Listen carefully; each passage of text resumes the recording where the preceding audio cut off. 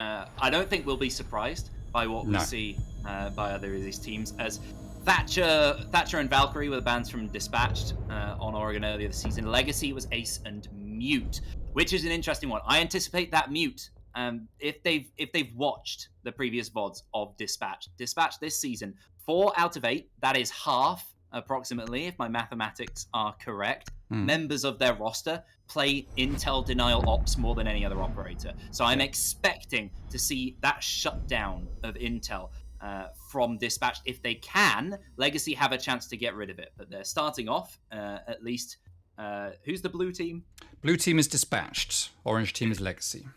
Starting with the hard breach. Not necessarily the one they usually go for, Maverick, but it still is not a surprise either way, with a Jackal coming out as the counter. Yeah. Maverick's a very common ban on Oregon here in the Xbox leagues. I haven't seen enough of the PC leagues to really know what they do over there with Oregon, but Maverick's very common over here at least. And Jackal, been banned pretty much every single game. I think he's been banned 74% of the games that we've actually played here in this season, so he is very unpopular. He is at the top, joint top with Thatcher, though he has just edged ahead thanks to Dispatch banning him now. Kaid, a common ban on this map, obviously very strong. You don't see many teams throwing the Electro Claws outside like you used to, but something that's still possible. And then there's that Valkyrie, that Intel that you were talking about just earlier, Reback, being taken off the board. Yeah, it's the same ban as in their previous game, so similar strategy. I think Dispatch, they love to shut down that Intel, and in particular, I think that could be a direct counter as well, despite the fact they've done it before, to one particular member of the opposite team you're warning me about before the game. Jakoa, I have very often seen Jakoa playing Valkyrie, so I wouldn't be too surprised if that's what Legacy have done. If they've looked, they've gone, hey, Jakoa's playing. We know he plays a lot of Valkyrie. He's good with the C4. He's good with the Intel. Let's take that away and we'll play them at a slightly different game and see how they manage it. We'll see how it plays out. I'm interested here to see Brissac going from Mira to Ella. That's an interesting choice. Now, Ella isn't really a brisk Zac type of operator. He's quite a support player, so to see him playing that is unusual. I'm not sure how that's going to work out. Well, I'm interested to see what we get in particular from Jakoa in this match, because Jakoa is currently for Legacy.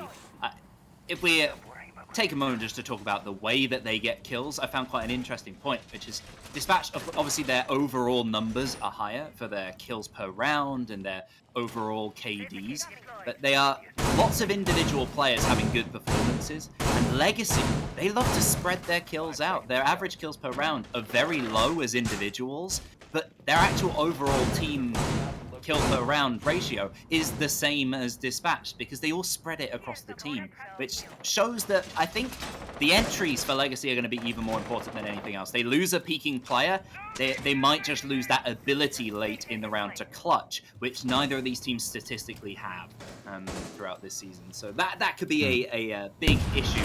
And we're already in with the round. There's already an engagement going on the first floor. Yeah, Foster and Jakoa have just come straight in, and we're seeing Ella played by Brissac here, using a very similar setup to the old bank setup on Blue Stairs, where you'd have a shield at the top, a Grismot mine, and Ella playing with a shotgun. I mean, he's using the Scorpion rather than the FO12, so it's not exactly the same, but it's still a very similar setup to that old bank play. He is going to get pressed by the drones and fall back along with his teammate who's come to support him, but already we've had one kill before the first minute is even over, and that's Kane's off the board, and Kane is a big fragger for Legacy, so to take him out early that's going to hurt Legacy a fair bit throughout the progression of this round. He's already put his Conus down, so hopefully, you know, he's done his bit at least for utility, but when it comes to fragging, that is a big gun off of the board for Legacy, and let's see if they're going to be able to come back from that. Yeah, Legacy, they've got a lot of that put down, forget about sort of utility within this lineup, so they're not going to be too worried. But the man disadvantage won't help them when it comes down to the angles that the attackers will be able to hold above their opposition. Getting everything open, standard by the book. They focused on this hard breach in particular, the Nomad, to shut down any potential movement from Legacy. It's going to become a true siege of the site, as per the game's namesake. They have lost a man as they try to push in, and time's ticking on by for them to make this execute. So this is a very aggressive take coming out here from Dispatch, but it's nothing less than we expect. It's nice to see a Freezer take coming out. Often we see a blue take come out, but Freezer is being deployed by Dispatch, and in the blink of an eye, we see 3 quick frags, and Henry 2G is the last player left standing. This is his first time in this league on this team, having been with Sync and Karma and a couple of other teams before now. He is normally a very strong fragger, but not when you're playing that close up to an SAS player with a shotgun, as we do see that last pick there. And that's a strong hold from Legacy, and Legacy turning up on the defense here and showing that they're not to be counted out, despite what polls and votes might say. Yes, one of the main issues, of course, will be that attack. Both teams struggling on it on Oregon so far this season. And I'm not surprised to see that exact result funneling through 1 or 2 areas. Of course, they opened that E-box hatch. They opened various areas to put pressure on, but then they never really had that ghost presence that you want, that sneaky player coming around, just even getting those bullet detectors from another direction at the moment you don't want, and then flanking around later. Whatever it is, they didn't have that little extra element, and the gunpowder in a straight line is not going to work, and they don't have the lineup of operators to facilitate that too much. With a lot of focus on soft and hard breaching, they don't necessarily, at least statistically from what I've seen, bring along the operator to help them with that. Which is something that Legacy like to do. Maybe add that Finker, add that what you maybe would have as a Jackal who's been banned out. We did see Brissac playing Finker pretty much every round when he played against Swing or Be Swung last week in the quarterfinals, bringing the LNG every time and just doing absolute work for his team. He had 20 kills in one map. Pretty much just playing Finker. It proved to be very strong for him. So it's interesting to see him on Ella this time around. I don't think I've ever seen him play Ella. It's really strange for Zach to be on these operators, but he's made it work for him in the last one. Finker, definitely, as you say, maybe that's something we'll see come out from them in this map, and try to take that control as Zach just moves in and guns everyone down. He's normally the ace player, but he's really turned around in the last couple of games to be a little bit more frag heavy, a bit more front line doing work. And already Jaco is actually opening up the attic here, so we've got a top floor hold, and attic's going to get open as Kane's going to back out into swamp to retreat, make sure he gets away with his life. He's managed to do that with taking 0 damage whatsoever. Saria Gate is going to go up to protect that rotate, to make sure that no one can just sneak their way through with that. Oh, he's actually going to reinforce it, not just put a Saria Gate on it. So really closing off that position of entry for the attackers, with Jakara and Waller focusing over here on attic side, with another 2 players over on the master bedroom and armory side. Where's that last one? That's Fozza getting into an engagement down here with Just Toby. Just Toby comes off slightly worse. Fozza definitely the more frag orientated player here, but Just Toby playing like a little slug here, just laying in the floor. It could come off better. Just for everybody on the stream, so you're not confused as to why there's a lot more toot than evac at the moment. I'm struggling to see I'm having some stream issues. So I can see there is a plant going down with a man advantage, but it's lost immediately. No real support towards that plant, it seems, from the attacking side, and they've lost that early advantage. Diffuser's down in the site, as is the Aruni, so things are getting better for Dispatch as they try and push on in. They will now re-attempt the buck, sticking in, but a C4 will take him down. A second kill comes out with the Roni from the Mozzie. Quick work there from Legacy to come back. And again, look who we're left with, the Nomads, sitting by themselves. And same result, down they go. Round taken again by the defense. What a brilliant comeback towards the end of that round. So let me just see if I can help that for you. I don't know if that will help, but let's see. Okay, kitchen and dining. We see Legacy managed to get 2 in a row. They're going to switch it up and go to kitchen and dining. Pretty much the standard tertiary site for most of the teams here in the league. Not many teams choose to go to meeting and kitchen. Most teams do favor kitchen and dining. Nothing unusual. It's the only site really that they're likely to choose. So this isn't going to be a surprise to the attack, and they are going to bring the right kind of operators. Bringing the sledge, obviously, for the vertical destruction. We don't have castle in play, which is interesting, because normally you'd have a top floor hold here, right? You'd normally set up at least 1 or 2 people above the kitchen site. You could have someone up here, but you don't really want anyone in small tower because the problem is once you're there, you're kind of trapped. There's no getting away, and anyone playing there is basically playing their life. So more often than not, you'll see the top floor hold will be over on the bedroom side, and we do have Just Toby up here doing some reinforcements. He's got the hatch open, ready for a quick flank should he need it, but it looks like we will have at least one player up here with the hatches open, ready for those drops. But I'm interested to see how they're going to play this. We've got the pretty standard rotate here on the wall, and full reinforcements on small tower side, rather than the standard single reinforcement with the holes at the bottom. Let's see how they're going to play this one out. Sorry, I had a few questions about both of these teams, which is tertiary sites. Barely either of them really play tertiary sites very often. Legacy are the only team of these two to have opted for it on the defense, and they won it out on their one attempt. That little extra ability to play sites other than basement and second floor, even on other maps, it's quite consistent. They love playing just the one or two sites and doing a good job with it. In this particular match, where both teams are very good at those one or two, they've got to be stretched. And in a best-of-3 format, there's nowhere to hide from your ability to maybe not win certain areas other than the standard. And as my view returns, thankfully, I can now see what's going on this kitchen and dining defense. We have a nice varied lineup from both teams. We are seeing that mute coming out from Legacy, which I'm not surprised to see at all. And they've got the early entry frag. From an operator that's playing on site as well. 30 seconds in, and a player that's actually just on site has managed to get the opening kill, which it's not the way that's supposed to go. I'm guessing that Jakoa was stacked up along here with Proza, just applying some pressure to the kitchen doorway, but just maybe overpeaked a little bit, didn't go his way as... Oh no! A big misplay from Proza as he puts up the breaching charge and takes down his own teammate. Ironically, a player that could just sledgehammer open that wall. Fozza just looking at the floor, lamenting what went wrong with the team there, the lacking comms, as Waller is going to claim the life of Brisac, putting us in a 4 versus 4. So with a minute and a half left on the clock, we do have things evened up. We've got a player at the top of the staircase in Laundry. That's Kane, who is going to get that pick onto Waller, and he is going to continue roaming around, trying to make a nuisance of himself. So although he was on site at the time of his first kill, he has decided to dip and just move around and make himself a bit of a nuisance. We've got Proza playing in meeting with two players still up on the top floor for Dispatched. Sledge is up there doing his work with a sledgehammer, but Aza is going to get that pick onto Fozza, making it 2 versus 4 or 1 versus 4. And yet again, Henry 2G is the last player left standing in a 1 versus X. He hasn't been able to clutch any of these rounds up so far in this situation. Will he be able to do it this time? That is the question. I think it shows in terms of the strategy from the attack here. Bringing in this new player, he seems a step away from everyone else. A little bit out of whack in terms of what they would expect to do. Keep being left by himself in these positions, and he's not quite refragging the teammates either on top of it.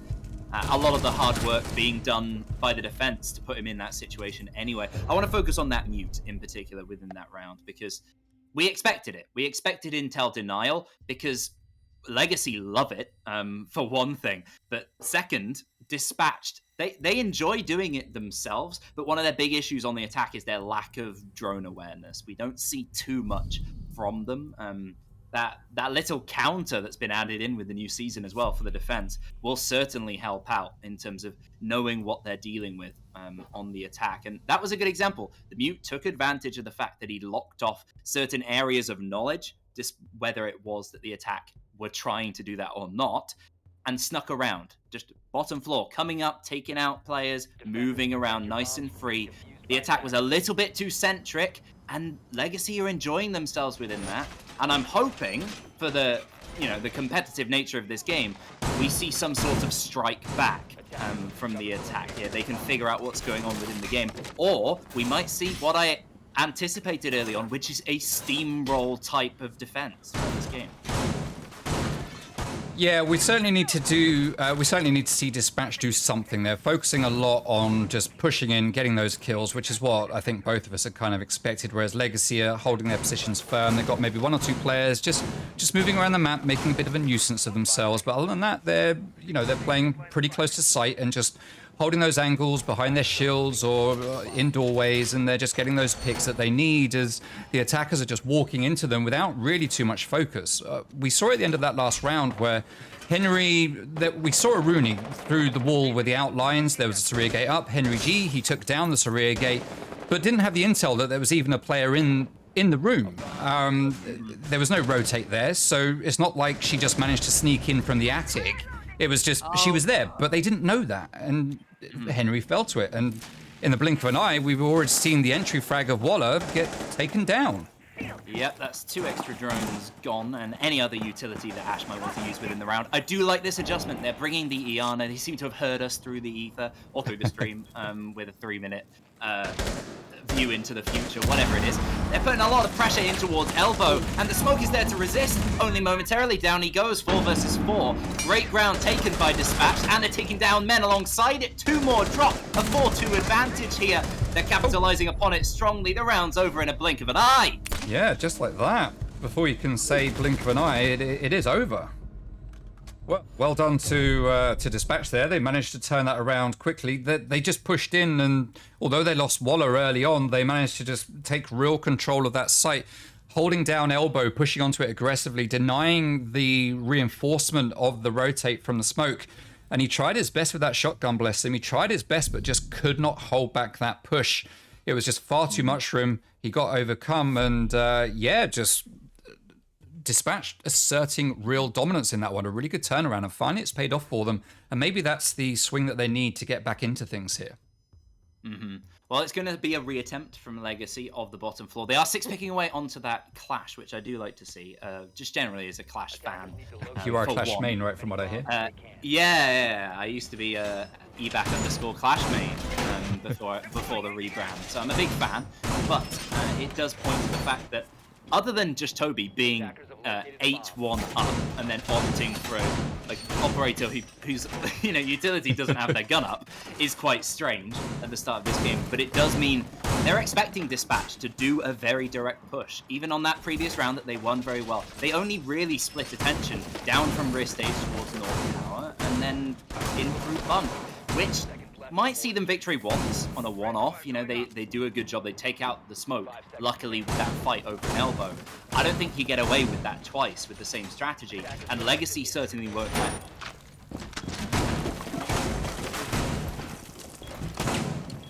So, I mean, Toby is known for being a Clash player in the scene. It's something that he is known for us. It's not a surprise to see him on this operator. Like I say, though, he's 8-1 up at the moment, so to see him switch it when he's clearly in the zone of getting kills, it is an interesting choice. But it's a choice that he's made, and it could be a good adaptation here to hold this site a little bit differently this time. Dispatched adapted a bit, so Legacy are going to try their hand at a bit of an adaptation and see if it's going to work out for them and they can get a second win on this round. They've got a 50% win rate on it right now, but they're going to go for that 66% win rate with this third time playing here. Brissac going to be peeking onto that blue double door. As we can see, as usual, pretty much every player is on site here. No one roaming heavily, and all the work is being done by the attackers. They've got to try to find their way into site. Jakoa opening up that meeting hatch, which is very, very common here. So they've got that rotate and drop down into electrical should they need it. We aren't getting a push through Freezer, which we saw in the first round that this was attacked by Dispatch, but not this time. They're going to go for a meeting and electrical take. Typhloism is down there ready for it. And are they going to be successful 2 times in a row? That's the question as Foz sits here all on his own, deciding what to do against a lone just Toby. It's a nice change from Dispatch. There is a trade in the middle of the round. The Twitch will lose out to the Aruni, and likewise opposite. There's a lot still for Dispatch to do, but they have taken control inside of Boiler. Just dealing with these gates, they dealt with themselves though. 2 players dropping, 1 for each team. Clash now under serious pressure. She's a great operator when supported directly by her teammates, but as it's a 3 versus 3, they're going to be stretched thin. Toby's going to have to time and pull out of that gun brilliantly if Azza is not there to support.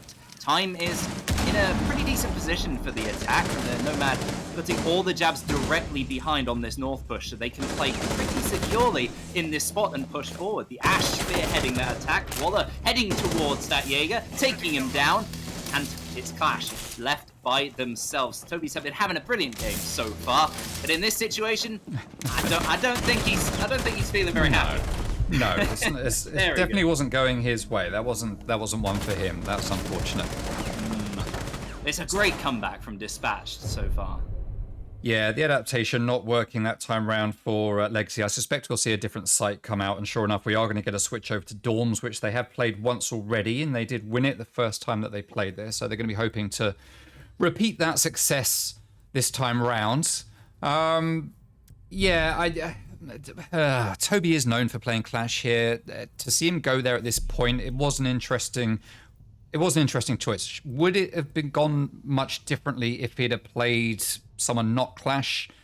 I don't know. It's hard to say. I don't think it would. I don't think that's the right seen. question to be asking, really. Okay. It's more about the utilization after they'd made the decision, what they decided to do. Dispatch brought out almost exactly the same plan. It was pretty much identical, and there was no real counter adjustment from Legacy, which does show good signs. If you're a Dispatch fan watching along, there are very, very strong signs coming out about the adjustment. I was worried that we'd be seeing a 5 or 6-0 on the defensive side. That is certainly not the case now. They're looking at a 4-2 at best, which is very good for Dispatch because they previously hadn't won a single attack on Oregon this season. So now they managed to get 2 in a row. Now bringing this 0 on top because intel was the thing they lacked on the top floor. So many promising signs coming out. Zero is an interesting one to see. We've heard a lot of talk this season, or certainly over the last month or so perhaps, that Zero's possibly a little bit overpowered at this point in time due to the fact that he now has 2 hard breach. He's got all the cams, he's got his drones, and he's got a really good gun. Some people call the SC-2000, I think it is, one of the better guns in the game. I don't know how true that is. It is certainly a nice gun. I don't know if I'd call it one of the best, but it is certainly a good one. So people are seeing Zero as really a must-have operator and someone that can just do so much on his own now that he is just proving to be a really sensible pick. And we're going to see that coming into play here, where he can already start to open up this attic wall and apply some pressure to Kane, who is going to drop back immediately to Swamp and leave just Toby playing the Warden of all choices. Just Toby playing some real off-the-wall operators here in this last couple of rounds, trying to shake things up a little bit. Warden's an interesting pick, but we're not seeing loads of stun grenades or that kind of utility coming out from Dispatch. We have 3 in the pockets of Henry G, but that is it. So I'm not really sure how good a choice it is to bring the Warden. He's bought the shield, I think, instead of the C4 as well. So, you know, he's not even bringing the explosives, but that shield is going to get taken down early. We've got a signal jammer to deny the drones, and already Wallet is starting to push his way in with Henry 2G flanking around to the other side along with Pozza as they start to do work on the closet. So a standard pinch coming out here from Dispatch as they try to take Legacy from both sides at the same time with a 2-on-2 split with Pozza just down below, watching up through the floor, I suspect.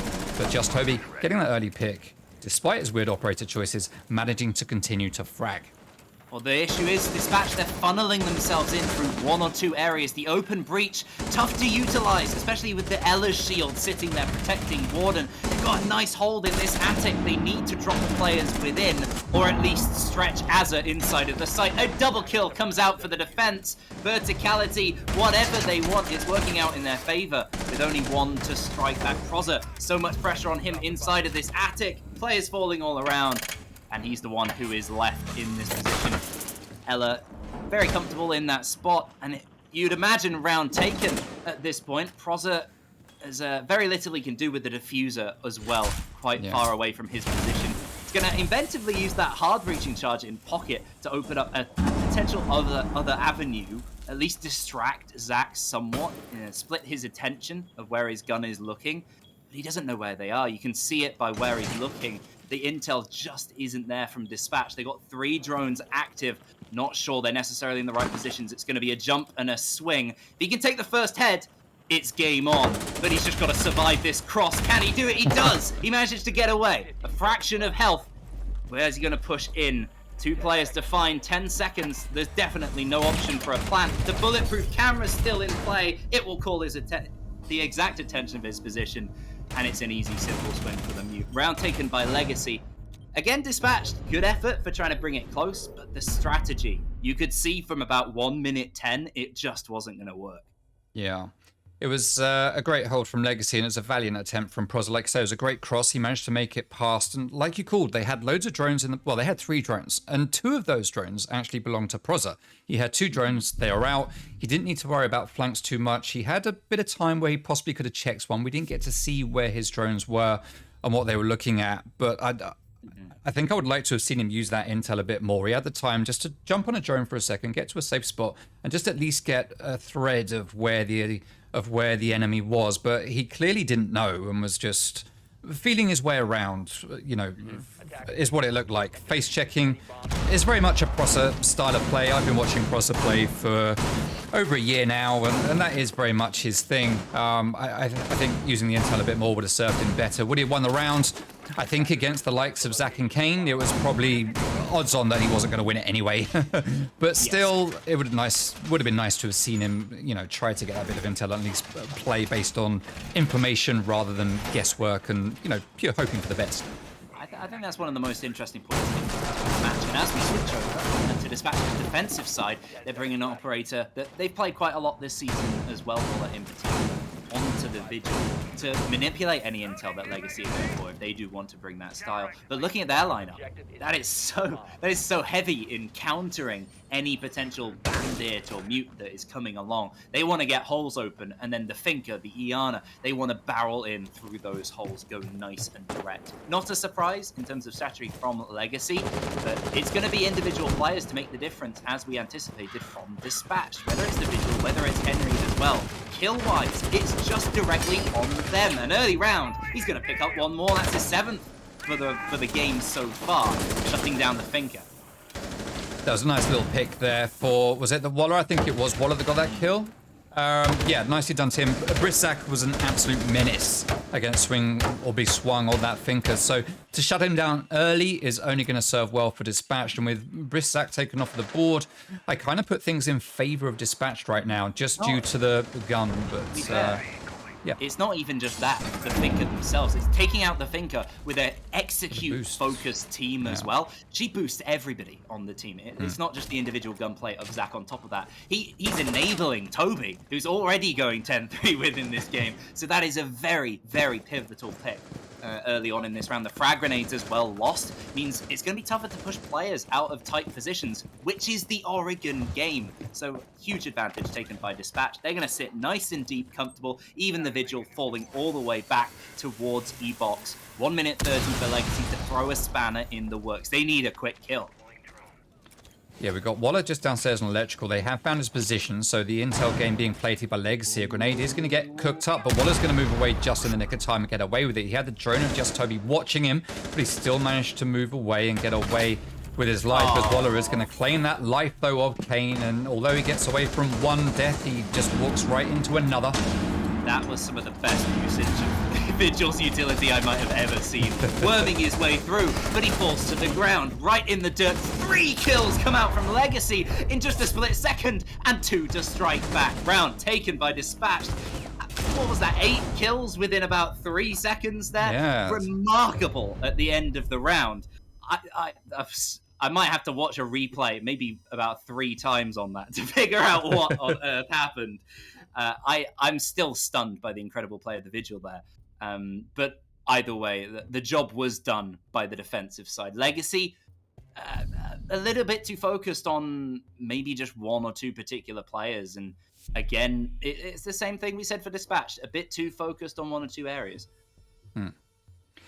Yeah, it was a very good hold downstairs from the guys of Dispatch. We saw a couple of lives lost, unfortunately, where it looked like they were good, but then they managed to get taken away by a nice little pinch from the attack. But the attack, they tried to swoop down through the holes that they made in the floor and catch the defense by surprise, and they did it for a moment, but then, you know, the defenders very quickly cottoned on, turned around, and just, as you say, flurry of kills, and it just completely went their way. Just Toby doing a lot of work on the guns, as you say. He plays support, but he does do a lot of gun work. He's the kind of player that holds back and doesn't really push into aggressively. But when he does do very well. We've seen him do it on another game here on Oregon just this season where he was playing Thermite, pushed in aggressively through double window up on Dorms, or I think from White Stairs on Canadian, and managed to get 2 very swift kills, start to get that plant down. And he is a player that can open up spaces. On the flip side to that, he's an operator, or a player rather, that is very, very used to playing on this map. Last season we saw him clutch, and the season before actually, clutch up many rounds on this map where it looked like it was all over for Vanquish, the team he was on at the time, and he would just clutch up like a 1 versus 3 playing in kids' dorms and just turn it around completely, go into overtime to go on to win. So he's the kind of player that you can rely on to turn things around for you, certainly on this map. So I look forward to seeing more of those kinds of plays from Toby. It didn't work out in the last round, but it is something he's certainly capable of. Looking at this lineup from Dispatched, opting for the top floor this time, they generally do tend to focus on denial of either intel or projectiles, with a big focus on delay, and they've certainly brought that in spades. The Smoke and the Goya are on top of each other, slowing down Legacy with those quick executes that they like to do. Looking at their lineup as well, you would expect nothing less. So this is a perfect direct counter on top of that. And I can't remember, it's been so long since I thought about it. Doesn't Smoke have a direct Finker counter? Does it do more smoke damage? I don't know if they changed that. It used to, but I don't know if they've changed it. I don't know. I can't remember if they did or not. Either way, that might be an element. I should probably know that. But either way, there's a lot to slow down Legacy regardless. Henry holding this position instead of what we saw from the defense previously of the other side. It was a Warden holding this position. Didn't really work out. It wasn't necessary. It's a strong position. I'm trying to figure out what Legacy are doing right now. I was just thinking that myself. Multiple different types of attack at once that don't necessarily intersect too well. And with the time rather low, I think they're readjusting and maybe going for a late armory move. With 2 players downstairs on the first floor, Fozzer and I believe Waller as well, they could pinch towards Typhlosion in this position. And losing a player or two early on would be a huge problem. It's down to the Thatcher to split the attention, and he's actually been taken out in the window of the corridor. Yeah, it's not surprised to see Waller and Fozzer playing downstairs together. We have a bit of a saying here in the league where it's the Fozzer and Waller show. They play together a lot. That's why they've called themselves the Fozzer and the Waller, because of the name of the show. They do work together a lot, and they work together very, very well. They have a good synchronicity together. And it's clearly shown here as Dispatched have managed to get those picks. The Henry G getting the last kill there, playing as Jaeger, just sitting firm in Swamp all through the round, biding his time, waiting for his moment, and sure enough, he does get that kill cam at the end, and evening it out for Dispatched. So despite a shaky first half, Dispatched have managed to turn this round, and at the moment, I wouldn't be too surprised to see a possible overtime at this point, with the way things are going. Legacy, they look a bit shaky strategy-wise on the attack. It's almost too similar to what Dispatched were doing, which is not what they can afford to do. I think I might have cursed them during that previous round, talking about the Buck. He is walking into a horrible zone. He was really relying upon the Finker and the Thatcher to clear out any attention across past whatever you might call it, Tetris or otherwise, in the middle of the corridor, and the Thatcher lost the fight, which means inevitably the Buck will die as well. And to capitalise upon that, a Finger comes in and dies as well. It's just the complete undoing. I think Legacy, they tried to switch strategy midway through the round. Great. I love it. Everybody loves to see it. Any analyst or anybody with that sort of intel interest within the game will love to see a mid-round IGL call. But they didn't have the intel to support it.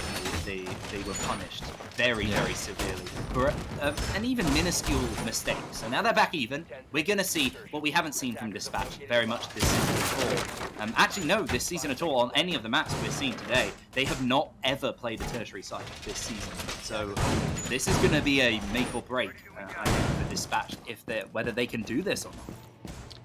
Yeah, well, they've bought they've bought very standard operators for it. We've got the castle, which we didn't see being brought out by Legacy when they were doing a top floor hold, but we have seen it come from Dispatch. This is very much a ranked kind of setup that we're seeing come out from these guys, which isn't... Oh no, Fozzer with the early kill onto Brissac. Again, that's the Finker taken out of play.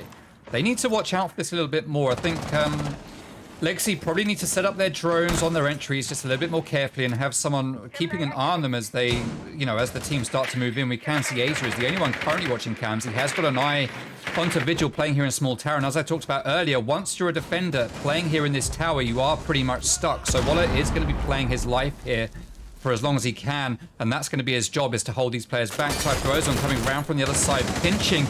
Kane does manage to get that pick, though, and take Waller out of play. So Waller did the best he can, trying to play as much as possible, but ultimately his life, probably a bit of a waste. He didn't waste too much time, but he did some work, but we'd like to have seen more. It is what it is. 4 versus 3, as Legacy have started to take the lead with 1 minute and 45 seconds still left on the clock. Still a lot of intel. Still got the shock drones, but they've got a long way to go to get to site. Yellow pings beautifully there, allowing that player to get down through the wall? That was through the door?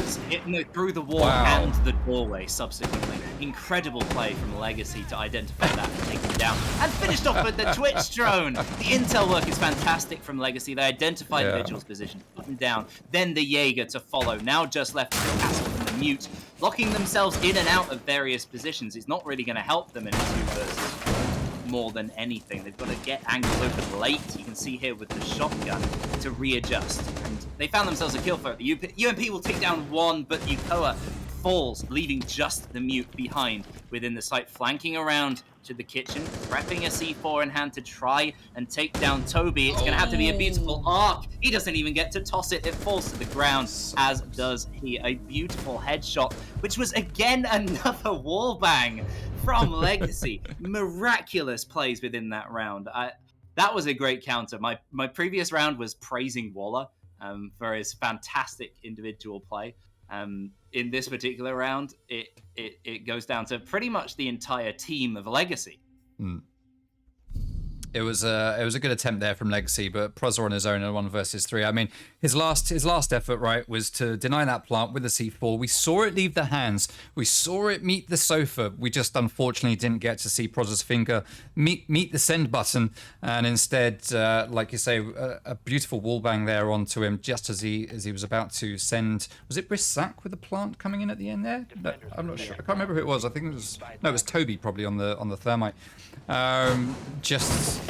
Just managing to get away with it. So well played there to Legacy. Like you say, some great calls, some great intel game and yellow ping usage to get some of those wall bangs, especially through that wall and the door. I mean, that was just a sight to behold. It's not the kind of thing you often see, but very good work coming out there from Legacy.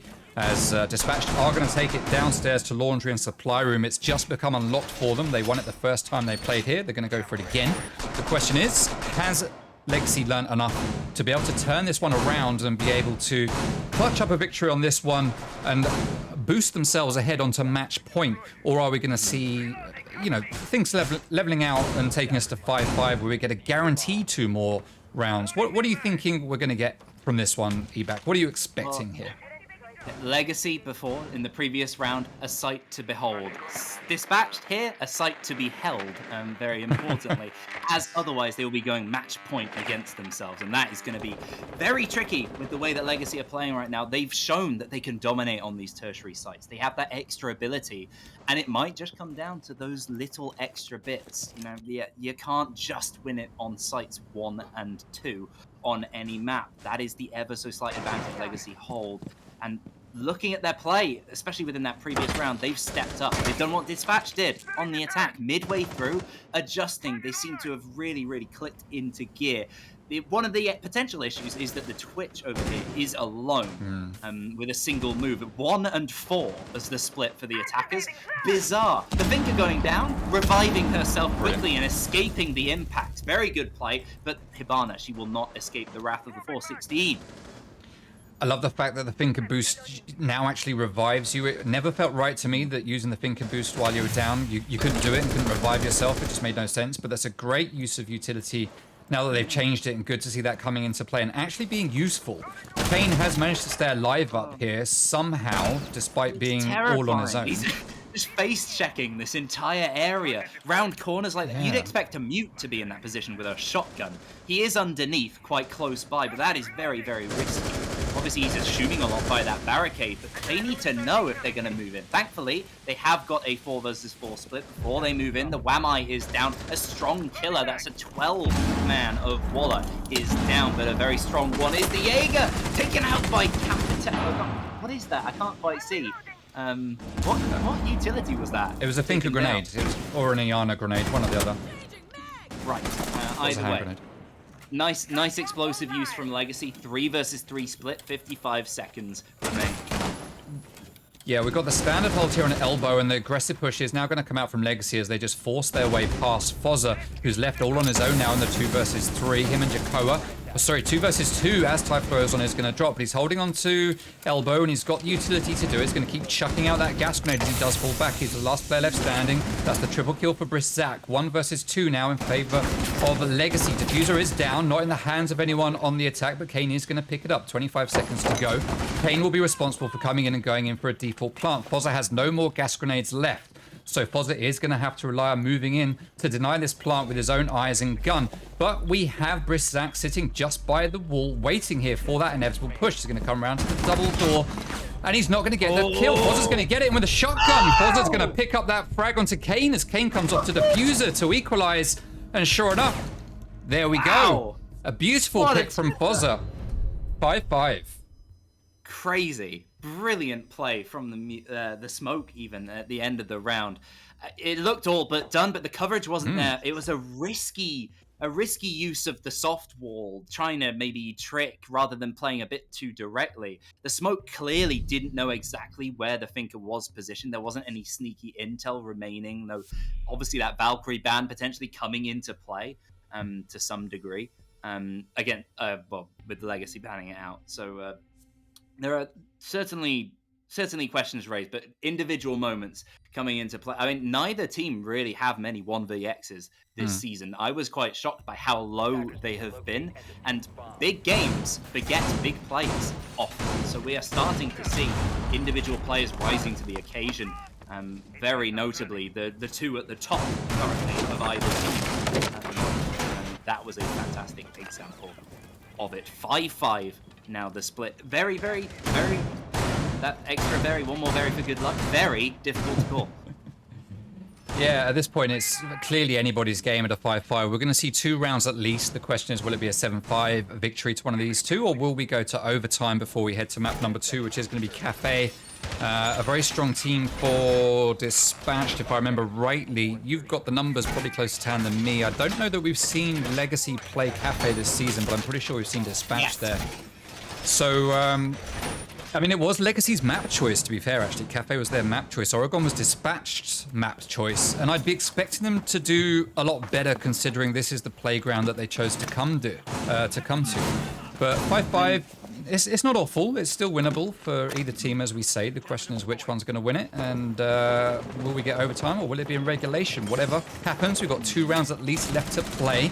And I think Dispatched have kind of faltered a bit since they started. I'd like to see Kane, you know, having a bit more support as he comes in. He's got the drone here from Typhlosion just checking showers and making sure this side is clear. So he does have a drone in front of him helping out this time, rather than pushing in solo and face checking. It didn't go against him last round. He did manage to pull it off, but hopefully that's going to do even better for him this time, as well as going to take a bit of damage from Briszak, who already is low on health and having to boost himself up. Looks like Briszak is playing outside on the balcony. Yep, and that's where he's taking his damage. So we are going to have a pinch from Closet and a pinch from Double Window. No one coming from Attic, which is very interesting. I always say nothing good ever happens from this Double Window. I've never seen a good play on this Double Window, if I'm honest with you, Ebak. I very rarely see it. I normally see people... Yeah, I normally see people vault into their death, so I'm pleased to see Just Toby has decided to adapt and turn around a bit. Because it requires control of the first floor as well over by white stairs. You need players pinching from all sorts of positions, and you need to be secure enough in the player not swinging out from the attic and into the main corridor, which requires also trophy control. There's so much you need to do potentially from that position. Thankfully, the attack have started off brilliantly, and have actually moved into that very spot. The Twitch is in. She shuts down the player across from the corridor. She's just proving me wrong immediately. Down goes another, and the teammates getting support straight away. The finger boost will only aid the Twitch. She knows the player, the last remaining position of 1, gets a triple. Flawless, incredible play from the attack. That was probably the worst caster's curse I think I've ever experienced at any level of play. But remarkable individual play from the Twitch. She shut down all the angles that you would usually need other players to support. Individual plays, they are really starting to make the difference here at the end of this game. Yeah, that was a good move from Kane, just making his way in, and before we realized it, he's just picking people off and just taking names and taking bodies. So a great play from Kane as he moves in. He is a very strong fragger. He used to play for a team called Apollo in the leagues, one of the strongest teams, if not the strongest team we had for a long period of time. And since moving to Legacy, well, in between Apollo and Legacy, he had a bit of a break. And I think it's kind of shown as he got to Legacy because he hasn't performed when it comes to fragging quite as he used to. But in this game, he's starting to pick it up, and it's good to see that old Kane coming back as he's 11-8 right now and is doing good work for his team along with Just Toby. So, yeah, I mean, just a great take from Kane, getting in, just dominating the site, and Dispatch had no idea what to do. They just had no idea how to counter it, and they just floundered, and that was it. Round over, good night, and Legacy put one on the board, take themselves to match point, and Dispatched here are on the back foot. Well, whenever we see something different coming out, whether it's the attacking strategy or whether it's the right operator or two being brought for a particular attack, flanking around a different side on the attack, whatever it is, any sort of different element bar the standard has made the difference for these teams, and a lot of that is in the hands of Legacy. They are relying sometimes upon catching off their opposition. Dispatched seem to play in this kind of weird mind tunnel of the standard. That's what they do, and if something comes out of left field, they can be caught out by it very easily, and that's certainly happened within this game. They've just got to make sure their straight and narrow is secure, and that's been wavering. It's back and forth, round to round, which is why we've come this far. But Legacy now, they have that stranglehold upon their opposition. The pressure, it's going to start to mount. Dispatch, they're in a semi-final here. They can't afford to lose this map because the other two, I would argue, very much favor their opposition.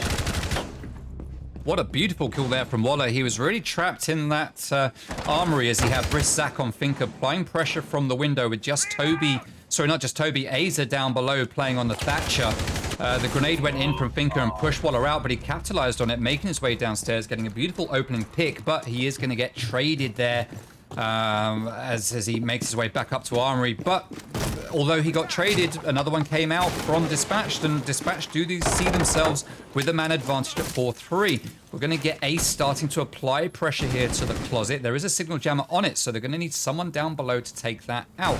Just Toby looks like he's going to be able to do it on his own, as Brizzak playing on Finker is just up at the top of Armory stairs. But Fozzer is getting this flank around, and he's going to spot Just Toby down below. Or did he? It looks like he didn't actually see him, and I don't know if Toby saw him. Toby's made his way in. He knows that something's going on. Fozzer knows something's here. Toby spots him, but Fozzer's not going to play too silly. He's going to run away, but he doesn't realize that Typhlosion is just around the corner for that pick. As the frag grenades gets cooked from Typhlosion, that's going to get sent out, but not do any damage, as Henry G is going to hold Canadian as the remaining 3 players from Dispatch are turtling up on site. And oh no, the team kill from Typhlosion. That's not what we need at this point in the game. Not for Legacy, but Dispatched. 2-2, last round, 1 minute to go, and Dispatched have the advantage when it comes to health, at least. As Just Toby pushes away up White stairs. 2 C4s, no throwables for Legacy here, as Typhlo isn't wasting it on his teammate, unfortunately. But it's a strong position for Dispatch to take this to overtime. Legacy, just the right kill. Toby swings in, gets a lucky head. That can make the difference.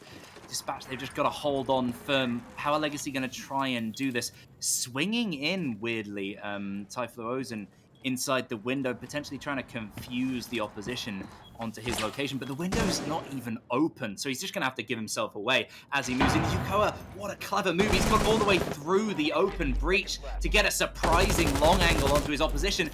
Can he win the fight? Oh, the C4 takes him down. Very well placed by the mute. Oh. And it's left to Toby. Split angle, split attention. He can't look 2 ways at once. What a fool. Down he goes. 2-0 advantage in terms of men. It's overtime, and there's still no way to separate them. No, and we can see here that, surprisingly, no one's even planted the diffuser yet. We haven't had a single diffuser plant. And to go 12 rounds, certainly with Legacy playing, it's unusual. This is a frag fest. It was an interesting adaptation that we saw at the end there, like you say, with Typhlosion rotating around to the double window. He got it open nice and quickly. The long angle was being held from closet, but I think it was 25 seconds left on the clock, and it wasn't much time to try a switch like that. No, they didn't have a great deal of choice. No, they didn't have a great deal of choice. It went wrong when the team kill happened, for one. Yes. I think they were in a pretty good position before that, regardless. I mean, that's only the second team kill Legacy this season. with Dispatch having none. So they're minimal mistakes from these guys generally. That is probably the worst time to ever do that. They could have won. Nice and simple with this. They lost that man advantage, the extra utility they could have had. All gone. Oh well, it's in the past. We got to look ahead. Overtime. Just take 2 rounds and you've got it. But it's not going to be that easy. Legacy now they're on the attack for the 2 rounds.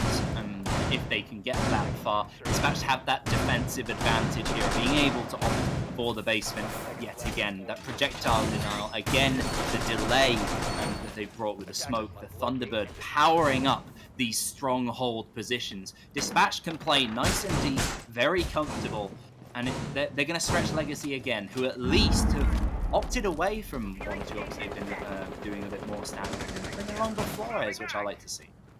We do love to see a Flores play. I do always like seeing the newer operators coming into the meta and seeing competitive play. There was a time when you didn't really see it much, but the last few operators that Ubisoft have brought in have been embraced with open arms, particularly Flores and Iana. I'm looking forward to seeing how Osa does in the upcoming seasons when she's allowed. I guess technically in PC Pro League she's now allowed, right? Because it's the new season out. But here in our Xbox leagues, or at least not this one, she won't be a player until Season 5. But I'm interested to see what teams do with her. So as we go back downstairs to Laundry Supply Room, a site that has been played 5 times in this game so far. And it's actually been won by Defense 3 of those 5 times. So this is a defender-favored site for this game. The question is, are we going to see the attackers break that trend? Typhlosion just watching on his drone, giving the intel based on sounds, I suspect. Got Fozzer in a standard elbow position with Waller holding that crossfire as Aza's getting ready to move his way in. With the pre-fires though, but it's not going to pay off, and 2 quick kills come out from Dispatch as Waller drops as well. 4 versus 3. And it's not going Legacy's way in this first round of overtime. They have trapped Henry and Harry Potter. I'm not sure if they're aware of that, whether they saw both of the projectile denying operators in that spot, because he could be trapped. They doesn't have too much close support. Jakoa is nearby. It seems like he might be able to stay there, and actually that could be a strength for the defense now if his position is unknown as an execute is attempted. Currently Flores by himself in this spot, pushing towards the smoke. This is a hope and a prayer on individual gunfighting moments, and with Henry now backing away from the stairs position, being able to support the smoke across from Pillar. Don't sit there. The utility would help a bit, the Rotero taking down that wall, but with the reinforcement, it's so favored for the defense. 1 more kill coming out, the spear being put to good use. Yakoa, usually the gunning man for his team, he's not really been needed too much within this lineup for that job. And Dispatch seem to have this round pretty much in their pockets. They just need to see it out here. Yeah, just Toby, last man standing in a 1 versus 4, is not going to be able to do anything about it as he just comes to those back stairs, and as quick as you like, with a little flick of the wrist, we see the SMG-11 just taking him down. And that is the first round of overtime going in favor of Dispatched as they edge 1 round closer, 1 round away from a victory. Now, are they going to do it with an 8-6 or is it going to be an 8-7? I think with the way that we've seen Dispatch playing on attack, let's remember they started on attack and it took them quite a while to get into their swing. They lost their first 3 rounds and then managed to win 2, but then lost their third. So on attack, they haven't been quite as strong, whereas defense was where we saw them at their peak. So this could be touch and go. I wouldn't be surprised to see maximum overtime at this point, and I'm not going to be disappointed to see that because we've seen some good plays so far from both these teams. Fozzer's going to bring out the Finker, and I don't think we've ever seen Dispatch play Finker. This is an interesting choice as we go upstairs to dorms. It's not something we usually see from them. They seem to have grown into this game, especially in terms of the attack more than anything else, and start to put some variety into their lineups in general. Finker is exactly what they need. I think they've seen some of the usefulness that Legacy have got out of them in these rounds on their attacks and have decided to adopt it. Still, I'm not sure that Nomad, especially for Dispatch, is really that necessary. Often focusing over towards Armory on some of these attacks and just locking off eventual late round rotates. It buys them some security, but they can do that with drone play. They can do that with flank watching players, more so than that utility, which they could opt for anything else, more projectiles potentially, to flush their opposition out of these strong, deep positions that we know they like to bring, with only a Jaeger for denial of projectiles. So there is a lot that could be done potentially with dispatched lineup. There are good signs. Anywho, a lot of players moving very directly from the south side, which is questionable with the Ash being the only one on the north to go towards the main window. It seems so.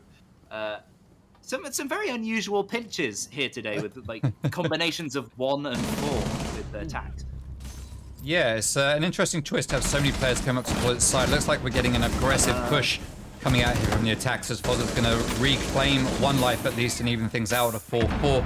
He has lost a load of health in the engagements that he's taken to get to this point, but the work is done at least. He's managed to get 1 trade as Waller, all on his own, is going to try to push onto Just Toby, but you've got to like Just Toby's chances here as he's just holding an angle, waiting for Waller to jump in.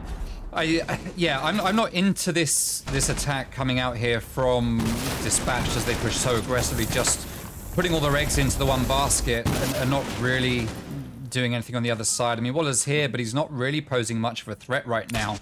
He's not a droner, he is a fragger, but just Toby has the advantage playing there on that window, just watching it and holding it. I'd say Waller was actually biding his time, waiting for the right time to move and catch up his opposition, but he's lost both his drones now, so he doesn't have the ability to do that. He's going to jump in to the, I'd say open arms of Toby. He doesn't get revived, unfortunately. He does take the kill, but is shut down by the Jaeger flanking around that position, but the advantage is still for the attack in terms of the man. A lot of attention on this Jaeger inside of Attic. Now the support, the Ella, who is flanking underneath, so this Nomad might actually come into play with 2 air jabs down, strongly in that position, you imagine, behind her on Armory.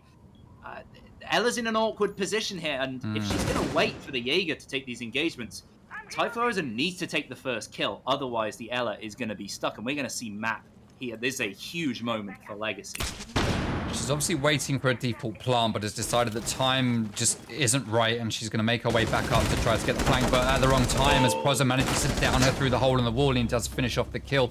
Prozza starting possibly the first and only plant we're going to get in this game, but no, he's not going to be able to finish it as his teammates steal away the 100 points and put Round on the board, and that's not just Round, but that's also Map at 8-6 at the end of map number 1. What a game. Yeah, Dispatch, despite a really weak start in the game, really grew into the attack. Then they started strongly on the defense, back and forth all the way. Very tough to call, but they just about deserved it in the end. Individual moments, in particular, I want to focus on Waller during that game. There were so many moments where he just seemed to have that awareness, particularly on the vigil, on defense, sneaking between. Let's get over to the gameplay so we can get things going. We can see if these bans are going to play out the way that you expected them to.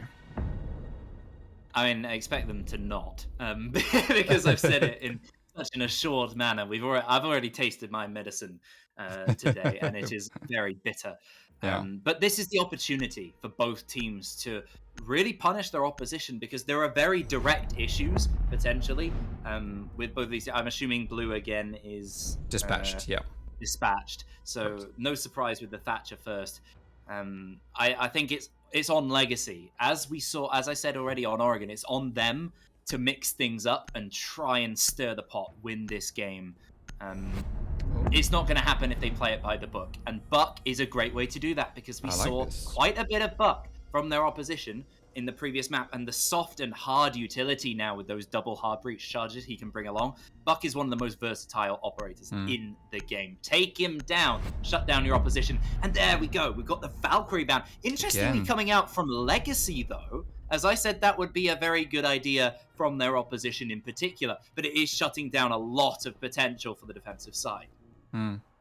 Yeah, that's twice we've seen them take Valkyrie out of play now. Thatcher, no big surprises. Buck is a good one, like you say. He's so good for above and below. He's very, very versatile on this map. So he's particularly strong, obviously, for a take a bar and cocktail from down below, and also for above kitchen. Every site. He's just really good for every site. Yeah, because unlike Sledge, he can attack from below and not just above, whereas Sledge is more of an attack from above kind of guy. Laterally with those breaches as well, having the ability to do virtually anything. There's no reason not to bring Buck anymore. He is practically essential. Like that, it's a perfect trade. Like, he may have lost the frag grenades long ago, but he finally has an adept replacement.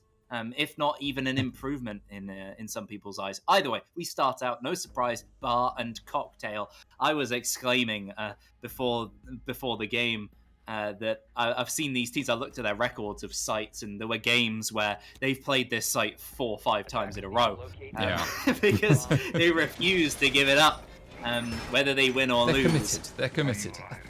Yes, and I like to see it. But doubling down on intel denial. This is great from Dispatch. They've identified Legacy love their drone play. They've had that edge in certain rounds where they've relied upon it, and they've gone double down Mozzie and Mute, as well as the Maestro on top giving the intel, and then the Vigil sneaking around, taking advantage of potentially less drones or any drones that still persist in other positions are going to be tricked. This is a really good science for Dispatch. Yeah, I'm looking forward to seeing what they bring out here. We've seen Fozzer and Waller play. I think their first week was when they played Cafe, and they had a really good game. I mean, they were playing against Alpenfestung, who was not considered one of the stronger teams here. They have made it through to playoffs, but certainly when they first joined us, they weren't considered particularly strong. They've strengthened up as the league has gone on, but Dispatch had what was considered an easier game, and Fozzer and Waller did great work on this map, and Prosser and Jacoa are equally adept on it as well. They weren't playing in the league at the time, I think, when we've seen Dispatch playing this map, so we haven't seen them here before in this league, but we have seen them playing this map in other leagues, and they do seem to have a good synergy on this map coming together. So I am looking forward to seeing what seeing what's going to come out here from Dispatched. As Waller is going to stick with the Vigil. We saw him play very well on Vigil. You particularly enjoyed some of his Vigil plays on the last map, and we're looking forward to seeing what he can do here. Standing on red stairs, holding a very common position as the hatch does get opened, and Waller in that common position is going to get spotted and shot as Aza takes a fair bit of damage at the same time.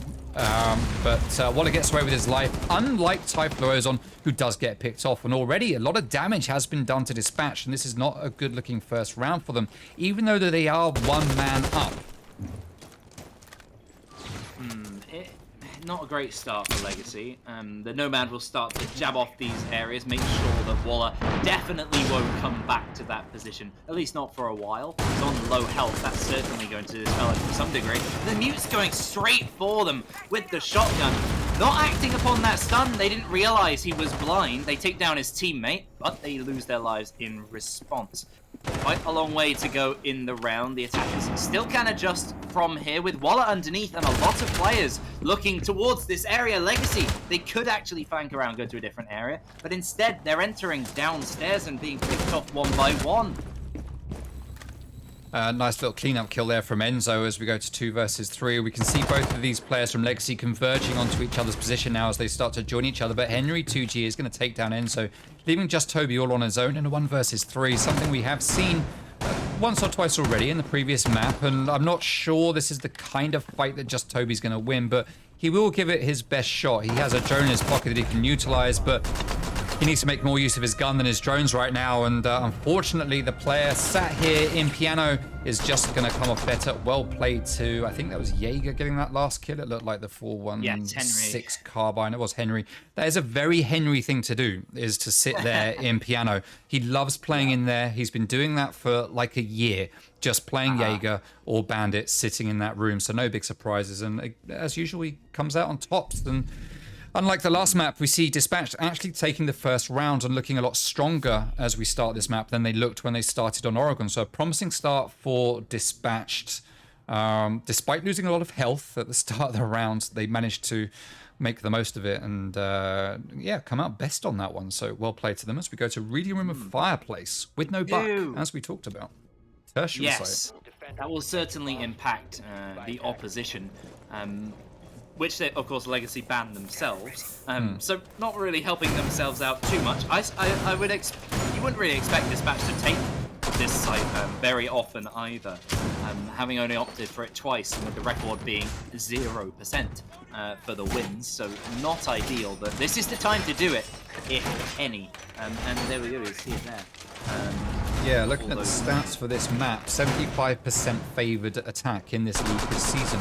And that's based on a lot of information. We played this map like 5-6 times, something like that, overall in this season out of all the games. So it's a fair mix of information that we've got. And a 75% win rate for attack does make you kind of think, Dispatch, what are you doing? Why are you going? Well, they're bamboozling their opposition, is what they're doing. Again, doubling down, intel denial. Similar plan, and the castle barricades, although only 2 of them put down currently, he's mid-putting it down. He's got to hurry up, he doesn't want to get caught off, Fozzer, at this point. Vigil's going to try and buy him some time downstairs with a nice distraction. Some impacts, hoping to scare his opposition, but they're distraction. Miles away. Yeah, it's not going to do much unless he decides to run out of it and go for the long peek onto the repelling players.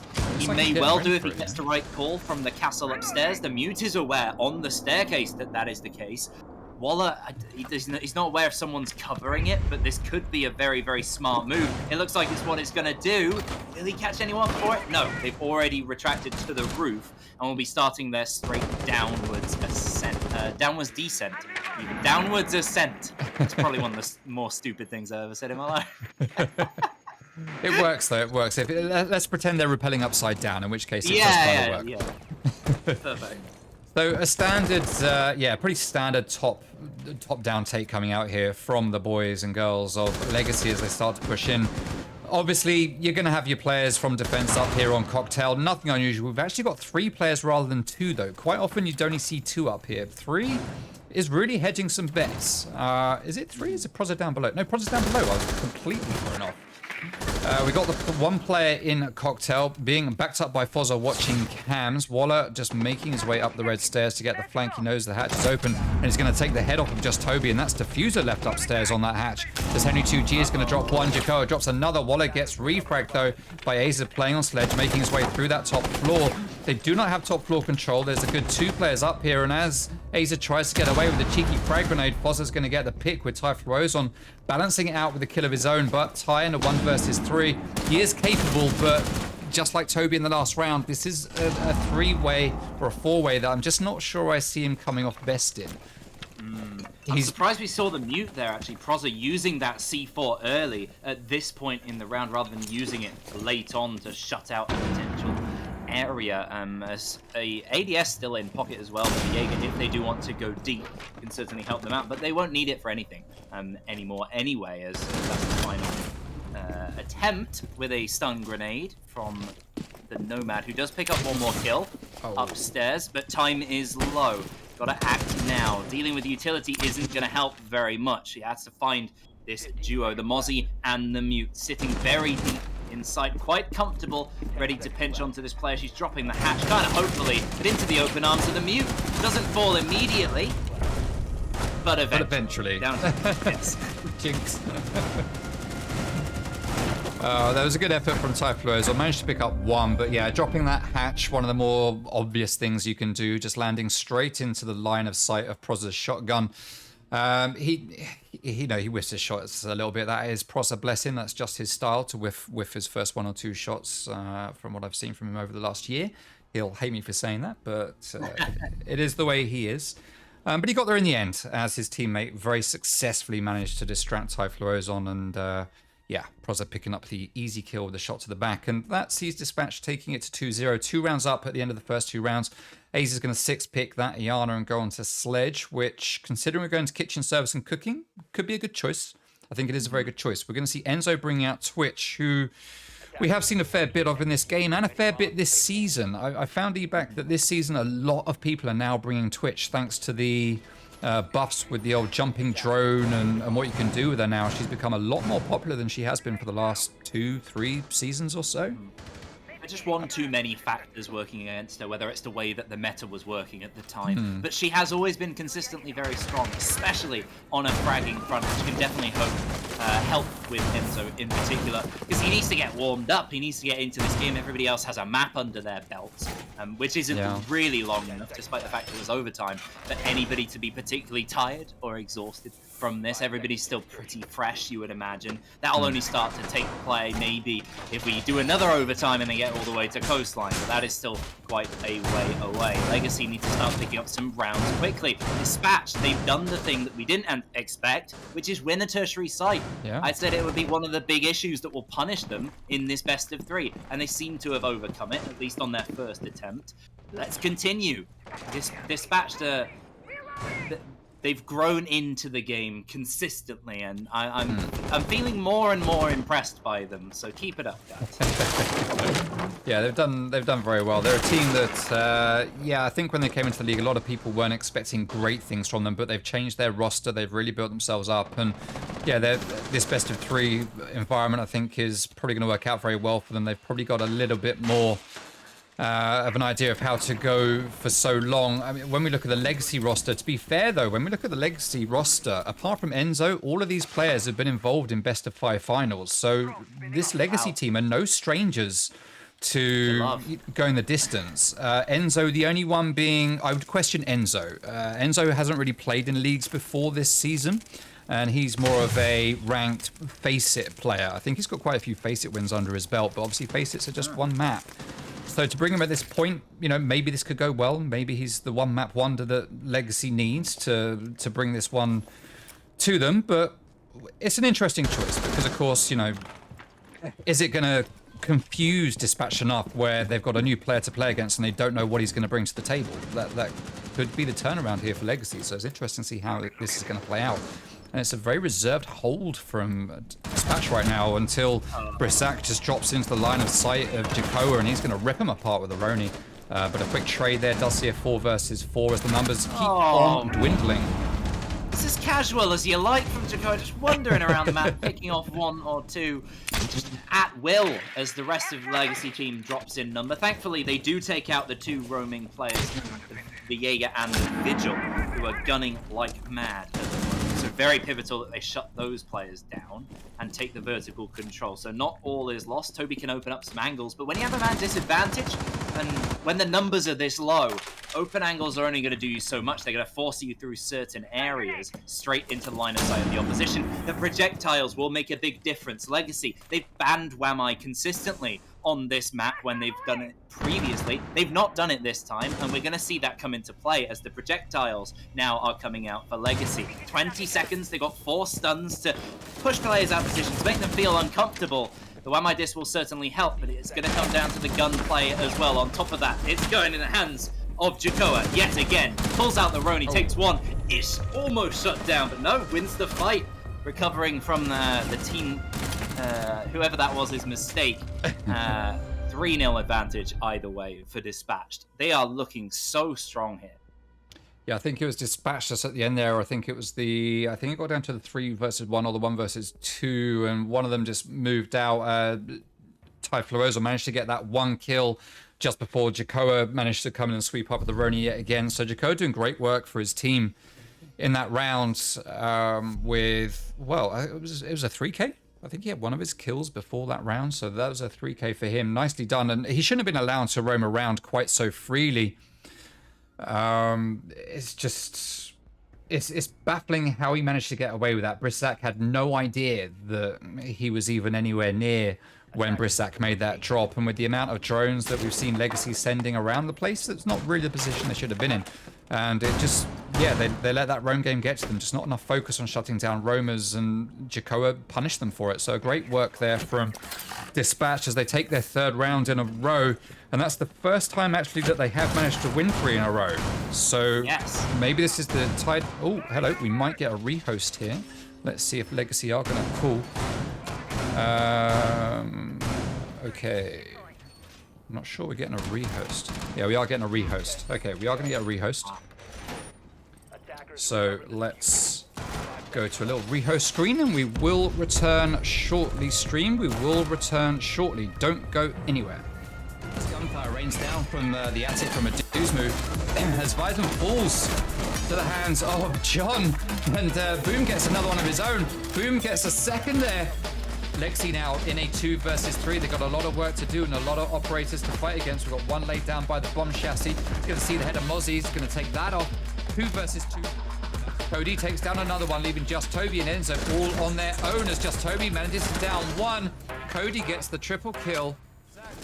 capable when it comes to soft destruction. He's making his way down. He is going to spot Waller, and he does pick him off. Looked like a particular teabag there. I'm not sure. On to his teammate Rampy as he's looking. He doesn't realize that's a head there on the wall, and the head doesn't realize that he's a body or a slug. Oh, Stutters manages to claim the life of one. Looking into VIP, waiting for someone to jump in, but Waller is also there. He's getting that flank round. He's going to take off Maverick. That's the triple kill for him. Drop the donut emote in the Twitch chat for Murky Turtle if you don't mind. Dropping that fat donut. No one on Apollo is dropping the donuts at the moment. Stun grenade goes out, and there we go. Bev2G is going to fall at the hands of J got booted, playing on the Ash. He's going to get pinged, and that hole is going to get open. We've got a ping there on the rotating to active, but the red pings are going to let Buck know exactly where Prepster is, and finally Prepster does get taken down. He's done a lot of good work for his team, but he's not going to do much here in this round. Ulysses is going to pick up one, leaving Eli all on his own. He does manage to get the player with the diffuser. Pinch or punch or be pinched is the case here for Real, as he's going to try to hold this corner for as long as he can. Swing or be swung, know that he's here. And he's going to get pressure, but Real's going to get the pick. He's going to get the double. Even with the lion and the pinch here, they don't matter, and he gets the triple. Oh my God, Real, what is going on? Force Rocker now left on his own in a 1 versus 3, which Real is going to get the 4K.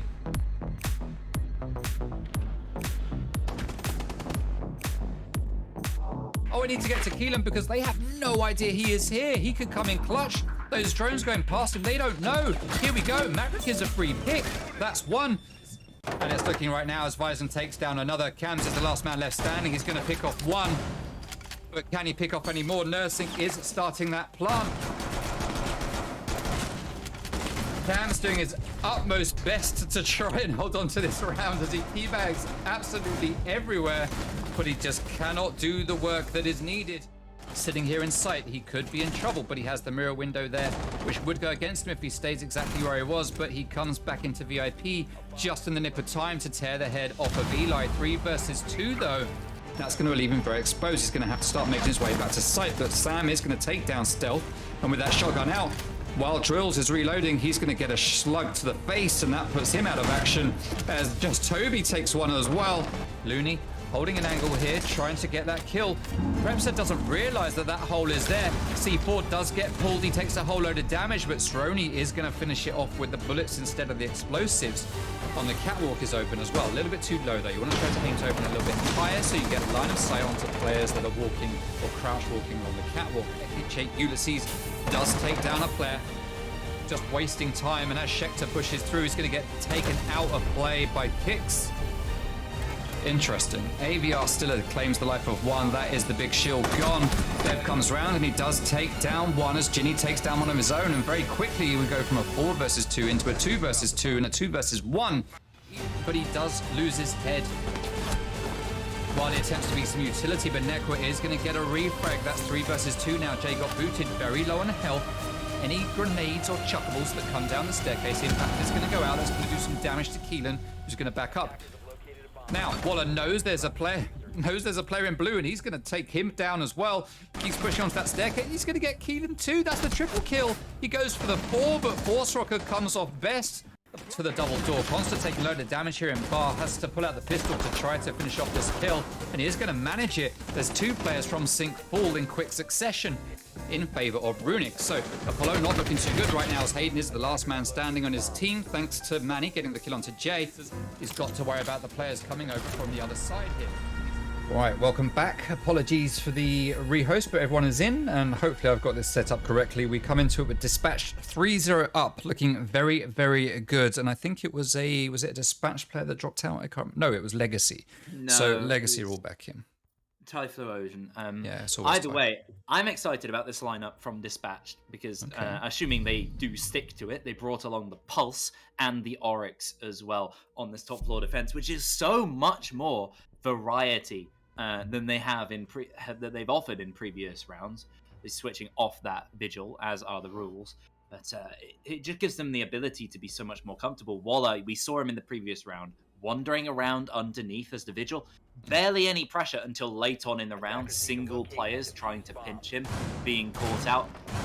Legacy's intel game was very lacking, surprisingly, in that previous attempt. And Thankfully for them, the Mozzie that was previously on this top floor lineup is gone in favor of that pulse, but the intel that they've given to our position, they also gained themselves. And the Oryx to go on top of that, jumping up hatches and catching players off, he will be very useful in the late round.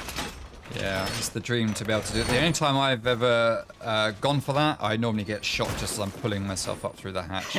It's not a skill that I've learned yet, is getting that play. It's the dream. One day, maybe, one day. It helps when you're in a organized setup as a defense. Yes. You know, if he's jumping up the east hatch onto the east balcony, you know, or jumping into Cigar when he knows there's no pressure, for example, if Henry's holding that spot. But we'll have to wait and see. And as Legacy gets started, there's a lot of pressure on them now because I think they lose this site. There's almost too much momentum for them to bring back because they're Dispatched have been the team to recover weaknesses so far this game.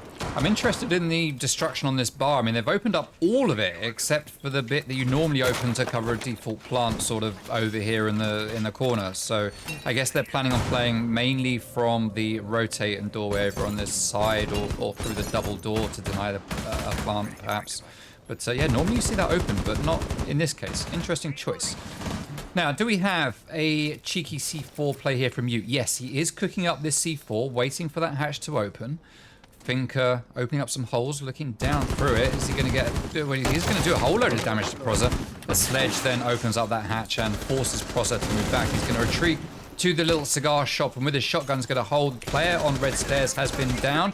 C4 is going to get sent out, and A's, just as he gets revived, is going to get taken down by the C4. Beautiful play from Prozza there to manage to capitalize on that down as Waller playing underneath, giving the intel to him. So a good little bit of information being shared between these two players. Nicely done by Dispatched.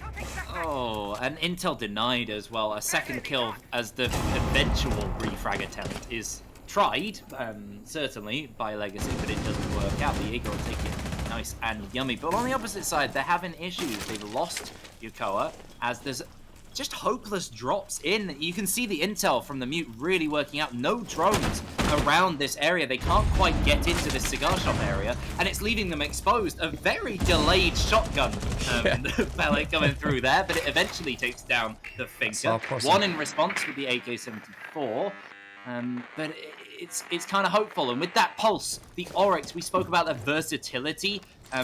It's going to come really into play here. As a hopeful drop, a bit of intel there from the Nomad, but it doesn't see her much favor. Eventually, the kill takes place from the sledge, but he's shut down over on the west. Nomad's left by herself again on the stairs. This is a very, very tough one. I think this might come down to Dispatch throwing it away more than it would be Typhlosion winning this one in terms of the utility battle. Yeah, it's not looking good for Tyann, sure enough, just as we call it. Waller comes in and manages to pick up that kill. Red pings all over the place, we can see there, as clearly the intel from Dispatch was just too strong. Ty not having the time to look for where the cams were, just having to face up to the fact that he was going to get pushed from all angles by, two players. And he did what he could. Was the key word. Intel. Yeah. All the way. He just didn't have it, but Dispatch did. That was the problem for them. And it worked well in favor of Dispatch. So they go 4-0 up, and Dispatch looking hugely dominant on Cafe right now. And I don't think you're expecting it to be quite this dominant for Dispatched. No, definitely not. I mean, they had great desire on Oregon in their defenses and converted that to enough wins to see them to the map. But there were fortunate moments within that. This is a completely different performance. I'm very surprised that Legacy have been caught off so much, and at least they're adjusting here. They're bringing along the Ying to directly pummel some of these strong areas, but they're gonna have to get in there, which is tricky, as they didn't manage to take the top floor. Well, if you call taking the top floor having a 1 versus 3, and then taking it with that final remaining player, I wouldn't qualify it as that. The intel issue is huge for Legacy right now. That mute play from Proz on the previous round, some of the best mute play I've seen in quite some time. Just denying to see the placement of the jammers to lock off any cigar shot angles that the drones couldn't find their way in. And then he used his C4 to counter the drop. He had his shotgun to hold the close angles through the little hatch door area, whatever you want to call that, the little wine stock box. The cigar box, I can't remember what you call it. either way, it's fantastic, and they're going to try and continue it. Getting an early frag would be ideal as well, and it looks like they're quite hungry for it.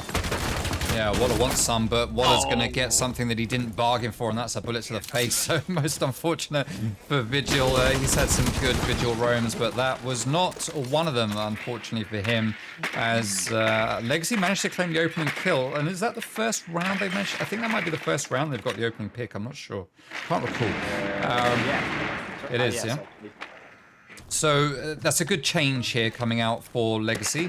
We've got Aza going to be playing on Ash, which he hasn't played in this game yet, but it is very much an operator that we're more used to seeing Aza play. Throughout our leagues, he's been a very strong fragger. He's a bit of a slump this last season or so. Maybe going on to Ash is going to be the return to form for him, but Henry's going to pick one off, and that's the air jabs taken out of play. Now, air jabs, as you've called, being very good for stopping those late flanks. The problem being here for Legacy is that, and you kind of touched on it in between rounds last time, is that Legacy are just even having trouble getting close to site or into the building and really making much traction. I mean, when we saw them on Kitchen, they only got as far as the second floor. I don't think we even really saw them get down to the first floor a lot of the time. So, yeah, they need to just... Sorry? It's not until late. It's a little too late is the story of a lot of these rounds. Not quite going full force at the other, a little too overly cautious, whatever it is. They still do have to watch out for some of these sneaky players around on various floors who can catch them off. Really, Cigar, the vertical C4 was attempted, but only just missing. Very lucky for Legacy. They hang on to that 4 versus 4 split. Ying starting to use a Candela. Actually, no, are they using a Candela? They're all gone. With only one man down, that's not fantastic. Down goes the Ying and the Finker. So many players dropping for Legacy. Their chances with it. 40 seconds remain. This could be a 5-0 here. It's fought back. Thankfully, the LMGE calling into action, but the refrag is there. She's just looking at the ground, not ready for the supporting play. Ash, split attention. She has no idea what's going on. And of course, the story of Cafe. You saw it behind him. The bulletproof camera telling exactly what is happening this entire way through. Dispatched have won the intel war. Yeah, that was just, I can't believe how that happened. I mean, we had a nice pre-placed C4 set up from Pros. We watched it for ages. Didn't work out to his favor, and you know, the two players in Piano managed to get away with that. But then as they started to push into Bar, that was where it all crumbled. Like I say, that we had the bulletproof cam, we had the intel with the Bar being destroyed for a little bit of it. And yeah, just Legacy just not prepared for it, getting taken from the sides, from below, and just couldn't answer back, and just crumbled as they tried to get into the Bar and Cocktail. At the beginning, cast your mind back to Oregon, where we were discussing the fact that I thought this game could be a steamroll if Legacy played the intel game well, because of the way this works. We have seen the exact opposite. Dispatched have done what I advised Legacy do, and we are seeing that result. It is a brilliant growing into this game that they have done, and they are standing tall. Legacy, a mountain against them. Not only one map in their minds on the scoreboard, that green strip of horribleness that's looming over them, but now that 5-round advantage. Legacy have to take 6 to even get to overtime. It's going to be tricky. They're strong on the defense. They can do it. Dispatched have been weak on the attack. They need 5-1. They have to win this round out. They're on the bottom floor, where they have had many an issue.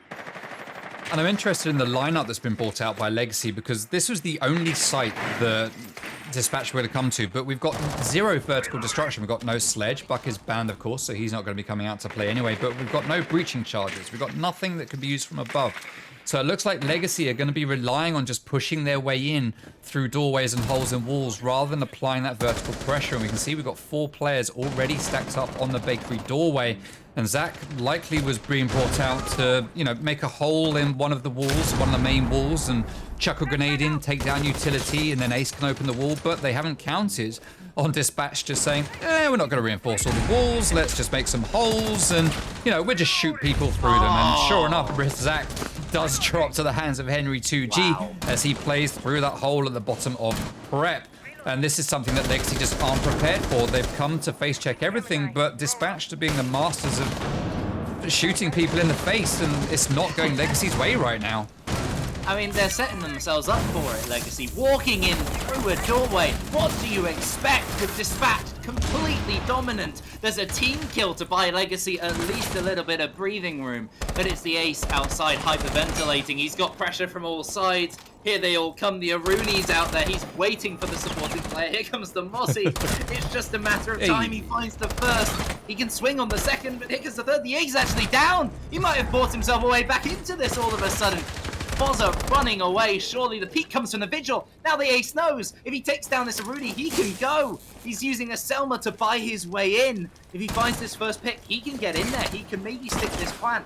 He's got a chance. Down goes the Aruni. Oh, but the eventual move, the timing, the hopes, they were built so high and then slashed away at the last second. It's cruel. It's cruel from Dispatched. But again, they take it, and they take it most importantly, not only to the switch, but to match point on map 2. That was an incredible effort from Enzo, but just all impactless frags, unfortunately, as Dispatched throw body after body at him, and, you know, almost throw it away, but yeah, that cheeky Waller coming in at the end and just getting that. Was it Waller at the end that came around as the Vigil? I think it was, wasn't it? Yeah, he came in and got that last kill. Yeah, so a great play from, well, I was going to say a great play from Dispatched. I mean, it almost wasn't, but No. Waller had the presence of mind to get himself away and think, right, let's play this a little bit smarter. It was poor play from Legacy. I was confused as to what the fifth man of both teams were doing during that whole ordeal with 4 versus 4 focused on that kitchen area. Legacy needed that bit of verticality. You need someone on red stairs to force anyone in small bakery or that sort of area to be uncomfortable at the very least. You need that vertical control if you see that sort of hold from Dispatch. They didn't identify it. They didn't address it at all. They tried to go direct, and often that is a death knell for teams. It just is. Dispatch now, they are sitting here so comfortable. They want to move to this final. It looks like very much that they will, unless Legacy pull back one of the greatest comebacks we will see here in this league. The Amaru being opted for, interestingly, by Dispatch. Ready to deploy at a moment's notice. I'm not sure what kind of Aruni we're going to see, because she can be very well tactically played, but no, she's just going to blast on in. Thankfully, her teammate picks up a kill, making it slightly easier here on the second floor, and not being punished early on. She actually finds a kill herself. Glitch on the window there, didn't get in. Yeah, I was expecting the hot breach, but it just didn't happen. Don't know what's going on there, as we have lost 2 players from Legacy, but Jakoa has fallen, which saved their life, kind to of be expect. fair. Typhlu Ocean's position was actually probably beneficial to take down the player moving in there. So whoever it was, I think it was Ash, probably survived that in a situation she wouldn't. No. Either way, the Malusi's down. There's only one player left. It's the Thunderbird. Legacy, all their hopes rest on Toby. I don't think we've seen this before. We are going to get a plant finally in this game, as wall is opened up. Toby's going to get hurt and get a load of gunfire raining down on him. He opens fire onto Fozza's head, but he does miss the shots. Fozza's going to try to push his way in, and he does fall at the hands of just Toby. The 2 remaining players on Dispatch do not have much health left, and they could fall very, very easily as just Toby tries to retake, but Prozza, was that Prozza? Just came off better on the Twitch. And that's it. That's a 7-0. Wow. 7-0 to Dispatched. What a game. Dispatched. Brilliant game. I think we had everything in that match. Definitely not on Cafe itself, but as an overall story. It had ups and downs, it had growths and movements. Legacy, they just didn't have anything on Cafe. They seemed confused on all those attacks. They were surprised by how much variety their opposition brought in terms of strategy.